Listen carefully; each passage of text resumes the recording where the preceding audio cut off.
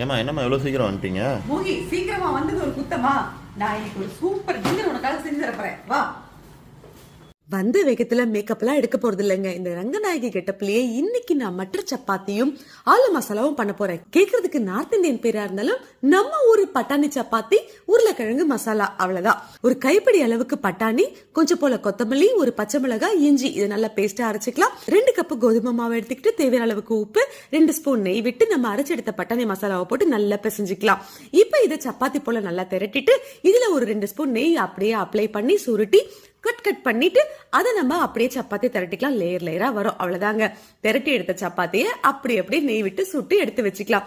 இப்போ உருளைக்கிழங்கு மசாலா, வேக வச்ச உருளைக்கிழங்கு தோல் உரிச்சிட்டு மிளகாய் தூள், உப்பு, மஞ்சத்தூள், கொஞ்சம் போல சாட் மசாலா சேர்த்து நல்லா பிசைஞ்சிட்டு ஒரு வாணலி வச்சு எண்ணெய் விட்டு கடுகு உளுத்தம் பருப்பு, வெங்காயம், பூண்டு, பச்சை மிளகாய் தாளிச்சு இது நல்ல பொன்னிறமா வரும்போது நம்ம மசிச்சு வச்ச உருளைக்கிழங்கு அப்படியே சேர்த்துக்கலாம். ஒரு பரட்டி எடுத்து தேவையான அளவுக்கு தண்ணியை விட்டு இது கொதிக்கட்டும். இப்போ ஒரு கைப்பிடி அளவுக்கு உடைச்ச கடலை எடுத்து இதை அப்படியே பொடியாக்கி இறக்குறதுக்கு முன்னாடி அப்படியே போட்டு நல்லா கிளறி விடலாங்க. இது பாத்தீங்களா நல்லா திரண்டு வாசனை வீட்டையே தூக்கும்.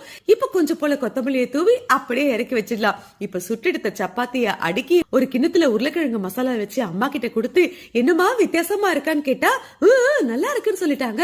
ஆக்சுவலா அந்த சப்பாத்திக்கு தொட்டுக்கிறதுக்கு ஒண்ணுமே வேணாங்க, அப்படியே சாப்பிடலாம். இருந்தாலும் உருளைக்கிழங்கு மசாலாவை தொட்டு சாப்பிடும் போது வேற லெவல்ல இருக்கு. ட்ரை பண்ணி பாருங்க.